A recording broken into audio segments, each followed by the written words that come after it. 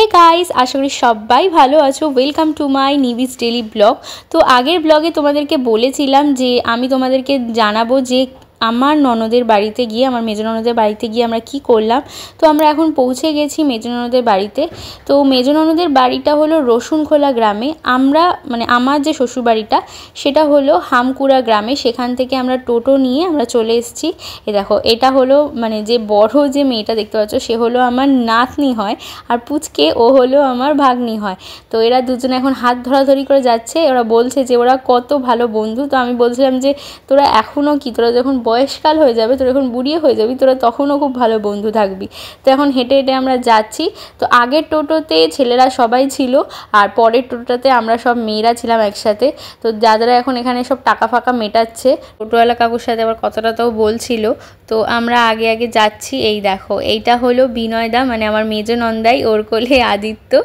তো এখানে দাদা বলছে যে এই তো সাহেব লাগছে। আর এটা হলো মাসিমা, বিনয়দার মা। আর আমি দেখো তোমাদেরকে দেখাচ্ছি আমার মেজো ননদকে, যে এখন কাজে ভীষণ ব্যস্ত, কারণ কি এখানে পুজো হবে, বড় ঠাকুরের পুজো, তাই জন্য এই হলো আমার মেজো ননদ শান্তনাদি। আর তার পাশে হলো আমার মেজো ননদের দেওর। তো দুজনে মিলে ভীষণ কাজ করছে। ওর নাম হলো বিপ্লব। তো বিপ্লব আমাদের থেকে ছোট হয়, তো খুব কাজ টাজ করছে। আমি বলছি এই তো এখন থেকেই কাজ টাজ সব শিখে যাচ্ছ, তাহলে আর বউয়ের কোনো কষ্ট নেই। তো এই নিয়ে হাসাহাসি হচ্ছিল। এখানে এক গাদা ফল কাটা হচ্ছে, এতগুলো ফল, এখানে তো দেখতে বুঝতেই পারছো, গ্রাম যখন প্রচুর লোক আসে পুজোতে, তো সেরমই আয়োজন হয়। এখানে এক গাদা ফল কাটা হচ্ছে, আর মাসিমা আমার বাবার সাথে আর শ্বশুরমশাইয়ের সাথে গল্প টল্প করছে।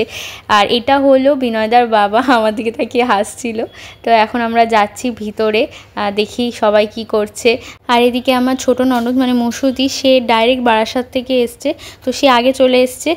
দেখো মসুদি পুচকেকে নিয়ে কি আদর করছে। আমাদের মানিককে দেখলেই কি যে আদর করে দিদি, কি বলবো। বলছে আমার সোনা মানিক, পুচকে মানিক, কী করছো। তো আমি বলছিলাম দিদি তোমার মেয়েটা কোথায়, অর্ষিতা কোথায়। তো বললো দেখ ওইদিকে খেলাধুলা করছে।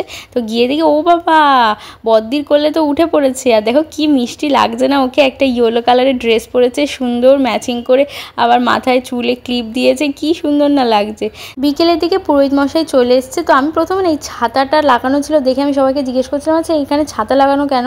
তো বলছিল যেখানে পুজো হবে সেই জায়গাটা তো ঢাকা রাখতে হয়, সেই জন্য এরকম ছাতা লাগানো হয়েছে। আর এই দেখো শান্তনাদি কি সুন্দর একটা রেড আর হোয়াইটের কম্বিনেশনে শাড়ি পরেছে।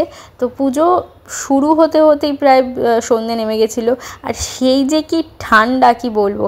এখানে দেখো সিন্নির জন্য কলা ঠলা মাখা হচ্ছে, যেহেতু বড় ঠাকুরের পুজো সেই জন্য সিন্নি তো হবেই। এখানে মা, সোনা আর আমাদের বাবুকে নিয়ে ওর বাবা এখানে বসে আছে। বেশিক্ষণ বসে থাকেনি, যেহেতু ঠান্ডা পড়ছিল, ওই কিছুক্ষণ রাখার পরই ভিতরে নিয়ে যাওয়া হয়েছে। পুজো চলতে চলতে সাইডে হোম করার জন্য যে পাতা কাঠ লাগবে সেগুলোকে এক জায়গায় করা হচ্ছিল।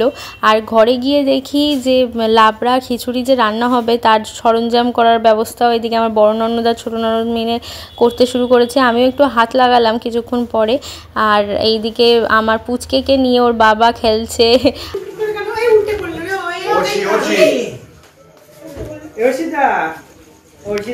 অর্ষিতাকে তো জাদু লাগছে। অর্ষিতা, এই জাদু জাদু জাদু কোথায়?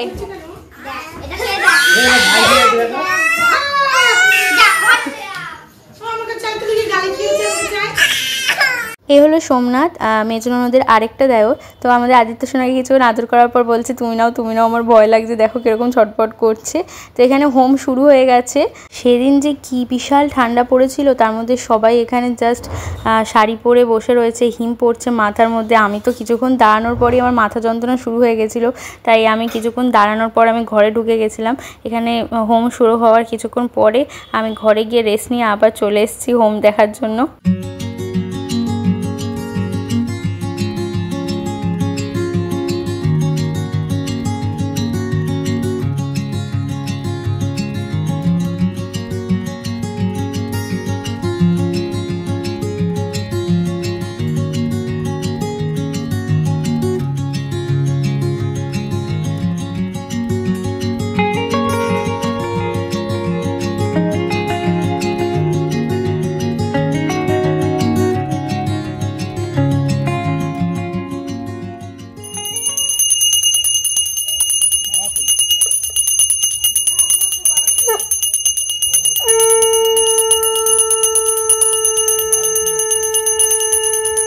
সবজি টবজি সব কাটা হয়ে গেছে। এখন কিছুক্ষণ পরই পুজো শেষ হলে রান্নাবান্না স্টার্ট হয়ে যাবে। আমি এত ক্লান্ত হয়ে পড়েছিলাম যে আমি ঘুমিয়ে পড়েছি। কিছুক্ষণ পর উঠে দেখি পুজো শেষ হয়ে যাওয়ায় সবাইকে এখন প্রসাদ দেওয়া হচ্ছে। আমাকে শান্তনু ডেকে নিয়ে এসে এই চলো চলো প্রসাদ খেতে হবে তাই জন্য ডেকে নিয়ে আসলো। এসে দেখি এখানে বিনয়দা বিপ্লব দুজনে মিলে খুব ভালো করে সুন্দর করে সবগুলো পাত্রতে ভালো করে ফল দিয়ে সুন্দর করে সাজাচ্ছে। আর এখানে রান্নাবান্নাও স্টার্ট হয়ে গেছে। আমি একটু ফল খেলাম, একটুখানি সিন্নি খেয়েছি, তারপর কিছুক্ষণ পরেই খাওয়া দাওয়া স্টার্ট হয়ে যাবে। এখানে দেখো কি সুন্দর লাবড়ার কালারটা দেখতে হয়েছে না? তো আমরা সবাই মিলে এখন একসাথে বসে খিচুড়ি খাবো।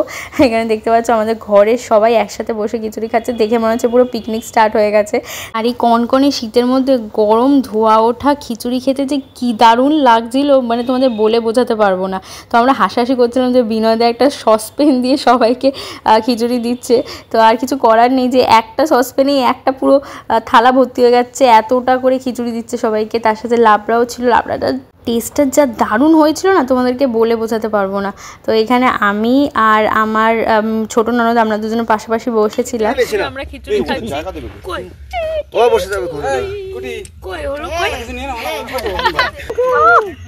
খিচুড়ি কিরকম হয়েছে? খিচুড়ি দারুণ, খিচুড়ি আর লাবড়া। সবাই আমরা এখানে পিকনিক করছি, ছোটখাটো পিকনিক চলছে এখানে। কি মাথা ব্যথা, একজনের মাথা যন্ত্রণা করছে এখানে, আর একজন তিন বান্ধবী একসাথে বসে গেছে খেতে। চলো আজ এখানেই ব্লগ শেষ করছি, খাওয়া দাওয়া করবো। তো আবার তোমাদের সাথে নতুন ব্লগে দেখা হবে, ততক্ষণ টাটা।